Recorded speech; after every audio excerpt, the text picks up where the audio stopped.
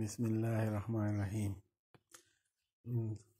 ما وګورنو دا وګوره دا د جګنات پل نه د بوډا یا د جګنات بنګلې پورې د لار حالت دی، د روډ حالت دی. دا د نیر غاړه ده، د نیر پټلۍ ده.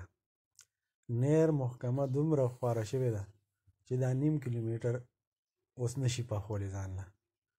2 کاله وشو روانولو دپاره چې و نو په یو ورځ کې په 2 ورځې کې ټول روډ مات کړ، او چې د سمولو دغه راغی نو 2 کاله وشو، څوک یې تپوس نه کوي، نه پې چې ته کې چړکاو والا څوک راځي چې د دنیا دوړي پې، او چې باران وشي نو بیا دومره خټي چې بس ګاډي او دغه تر سره پورې پکې لیوي، او نه پې موټرسایکل تلی شي نه پې سایکل تلی شي. ډېر خراب حالت وي، او مریض که په دې لاره باندې بوځي ګاډي مو وخوځي، خو مریض د هسپتال ته رسېدو نه مخکې اکسپایر شوي، هغه بس هسپتال ته بیا حاجت دي ځکه په لاره دغه پختۍ ماتې شوي. نو دا زمونږ د روډونو حالت دی.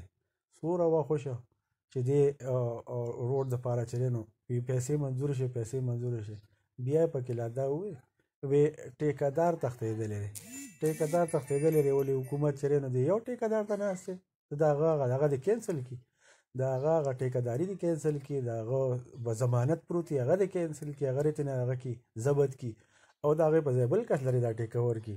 ولې دا حکومت به په دې یو ټیکهدار ناست وي دغسې؟ دا خو نیر محکمه ده، دې سره پیسې نشته 1.5 کیلومیټر د پخولو دپاره.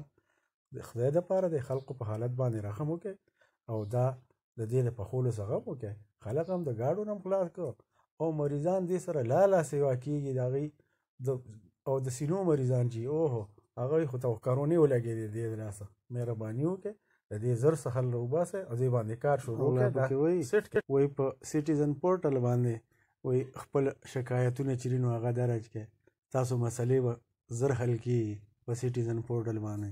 په سټیزن پورټل باندې مونږ دلته څومره کسانو دا خپلې مسلې درج کړي، او هغه چې دی نو چې ګورې نو وي دا سیکرټري ته لاړه د اریګیشن، سیکرټري نه چې دی نو اکسیجن ته راغی، اکسیجن نه ایس ډي او ته راغی، او اخره کې چې دی نو ریزلټ دا راشي چې ایس ډي او وایي چې دې دپاره پیسې څه ورکړې شوي دي، او څه لا مونږ سره پیسې نشته چې دغه وکړو. ټیکهدار ته هم وایي چې راته زر ته زره کار شروع کړه.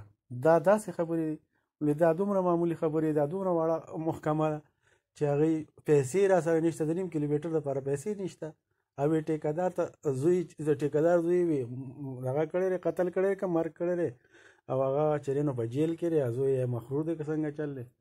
هلکه دا ولې ټیکهدار ته دغه پرته دغه ټیکهدار ته نور لږ ټیکهداران دي، د دغه ټیکهدار هغه ضمانت چې دی نو ضبط کړي، بل ټیکهدار له یې ورکړي. ولې دا حکومت ته کار به ټول داسې دغه ته پروت دي، او اوی ټیکهدار ته وویلی شو چې په دې باندې کار شروع کړي. ټیکهدار ته وویلی شو څه هغه له وارننګ ورکړي، وایي کار شروع کړه زر ته زره، ګنې بس ستا دغه ضمانت ضبط کېږي، ټیکه دغه مولا ختم کړي. خدای دپاره دا کار